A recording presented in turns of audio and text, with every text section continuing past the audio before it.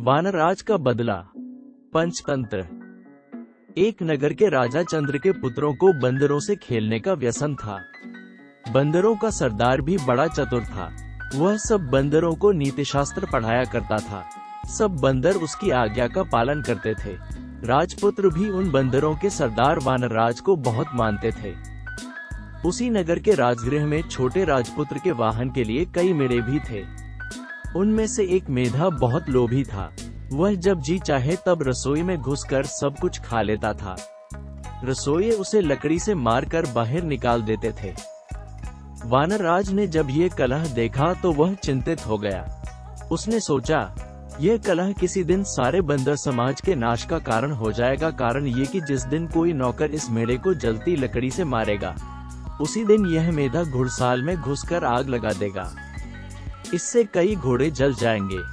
जलन के घावों को भरने के लिए बंदरों की चर्बी की मांग पैदा होगी। तब हम सब मारे जाएंगे।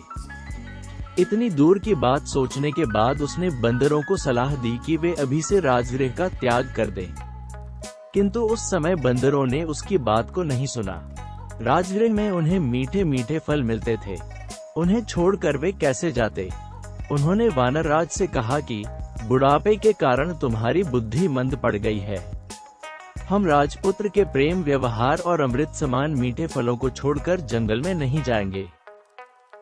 वानरराज ने आंखों में आंसू भरकर कहा, मूर्खों, तुम इस लोभ का परिणाम नहीं जानते। ये सुख तुम्हें बहुत महंगा पड़ेगा। ये कहकर वानरराज स्वयं राजगृह छोड़कर वन में चला गया। उसके जाने के बाद एक दिन वही बात हो गई जिससे वानरराज ने वानरों को सावधान किया था। एक लोभी मेधा जब रसोई में गया तो नौकर ने जलती लकड़ी उस पर फेंकी। मेढ़े के बाल जलने लगे। वहां से भागकर वह अश्वशाला में घुस गया। उसकी चिनगारियों से अश्वशाला भी जल गई। कुछ घोड़े आग से जलकर वहीं मर गए। कुछ रस्सी तोड़ाकर शाला से भाग गए। तब राजा ने पशु चिकित्सा में कुशल वैद्यों को बुलाया और उन्हें आग से जले घोड़ों की चिकित्सा करने के लिए कहा।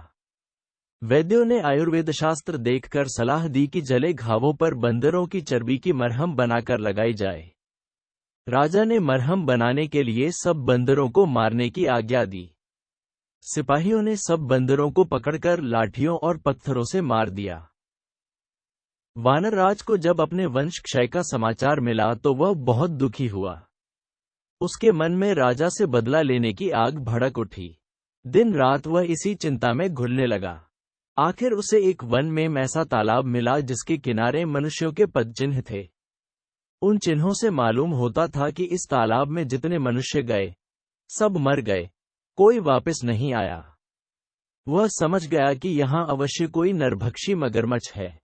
उसका पता लगाने के लिए उसने एक उपाय किया।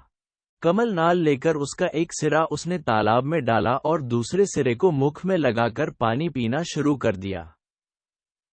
थोड़ी देर में उसके सामने ही तालाब में से एक कंठार धारण किए हुए मगरमच्छ निकला। उसने कहा, इस तालाब में पानी पीने के लिए आकर कोई वापस नहीं गया। तूने कमल नाल द्वारा पानी पीने का उपाय करके विलक्षण बुद्धि का परिचय दिया है। मैं तेरी प्रतिभा पर प्रसन्न हूँ। तू जो वर मांगेगा, मैं दूंगा। कोई सा एक वर मांग ले। वानरराज ने पूछा, मगरराज, तुम्हारी भक्षण शक्ति कितनी है? मगरराज, जल में मैं सैकड़ों, सहस्त्रों पशु या मनुष्यों को खा सकता हूँ। भूमि पर एक गीदड़ भी नहीं। वानरराज, एक राजा से मेरा वैर है। यदि तुम ये कंठार मुझे दे दो तो मैं उसके सारे परिवार को तालाब में लाकर तुम्हारा भोजन बना सकता हूँ। मगरराज ने कंठार दे दिया। वानरराज कंठार पहनकर राजा के महल में चला गया। उस कंठार की चमक दमक से सारा राजमहल जगमगा उठा। राजा ने जब वह कंठार देखा तो पूछा, वानरराज, ये कंठार तुम्हें कहाँ मिला? वानरराज, राजन, यहाँ से दूर वन में एक तालाब है। वहाँ रविवार के दिन सुबह के समय जो गोता लगाएगा उसे वह कंठार मिल जाएगा। राजा ने इच्छा प्रकट की कि वह भी समस्त परिवार तथा दरबारियों समेत उस तालाब में जाकर स्नान करेगा, जिससे सबको एक एक कंठार की प्राप्ति हो जाएगी। निश्चित दिन राजा समेत सभी लोग वानरराज के साथ तालाब पर पहुंच गए। किसी को यह न सूझा कि ऐसा कभी संभव नहीं हो सकता। तृष्णा सबको अंधा बना देती है। सैकड़ों वाला हजारों चाहता है, हजारों वाला लाखों की तृष्णा रखता है।